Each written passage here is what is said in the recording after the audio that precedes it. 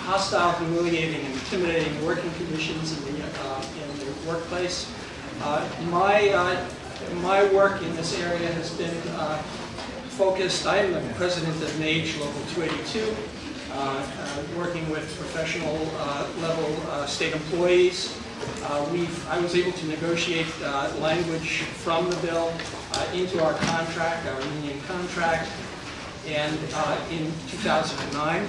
It has been incredibly successful and helpful to the workplace. It has been very, very helpful in helping certainly the employees of different organizations, different agencies to do their job. It's increased productivity. And I spend now my time working with the administration to help just simply follow the process to make the article work.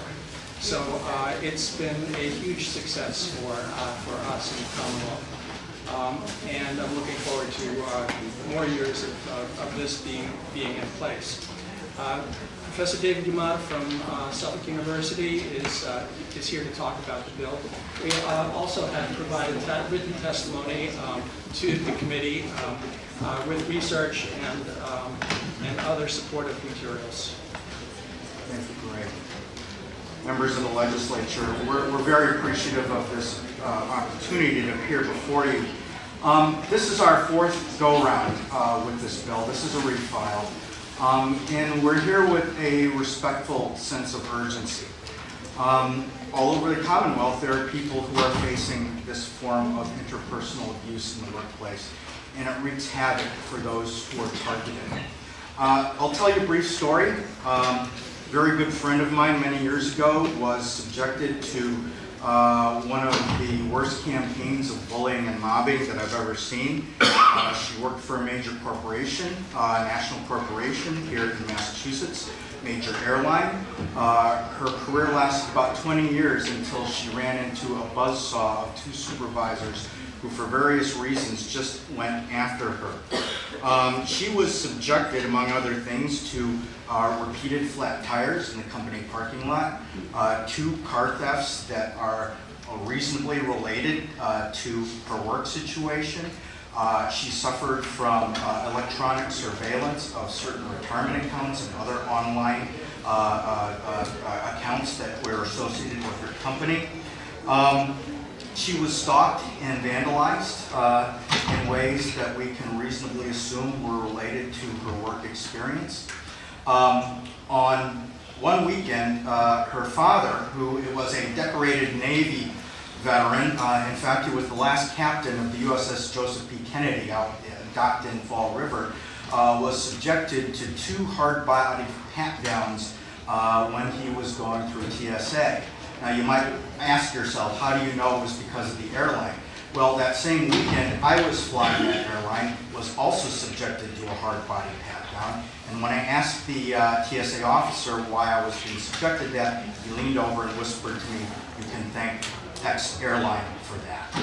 Among other things that for me really brought home how bad this can get, we had a whole drawer full of her confidential employment records stored in my office at Suffolk University Law School. One day I opened that drawer and everything was gone. This is a worst case type of scenario of what happens to people when they are targeted for severe bullying and mobbing in the workplace. There are many other cases that are less traumatic, but I can assure you they are no less disabling when it comes to what it does to people on an interpersonal level. This bill is designed to be a balanced, careful attempt to enter this type of mistreatment or respond to this type of mistreatment in the workplace. It sets a high bar for recovery.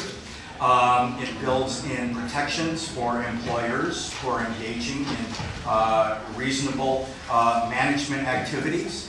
It is not designed to micromanage the workplace, but instead it is designed to get at the abusive, targeted kind of mistreatment that has been so disabling and that has wrecked so many livelihoods and careers. I am more than willing to meet with any member of the legislature or your staff if you have questions about the details of this bill.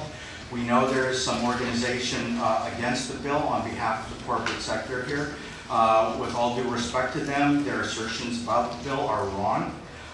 This is a carefully crafted piece of legislation that is designed to get to the worst kinds of mistreatment that we have seen associated with bullying, mobbing, and generic abuse in the workplace. We would very much appreciate your positive report coming out of committee, and as I said, we stand ready to answer any questions or to work with any of you in answering concerns that you have about the bill. Thank you. Thank you, Professor. As a Suffolk alum, I very much appreciate you taking the time to be with us here today and very hard work on behalf of this bill.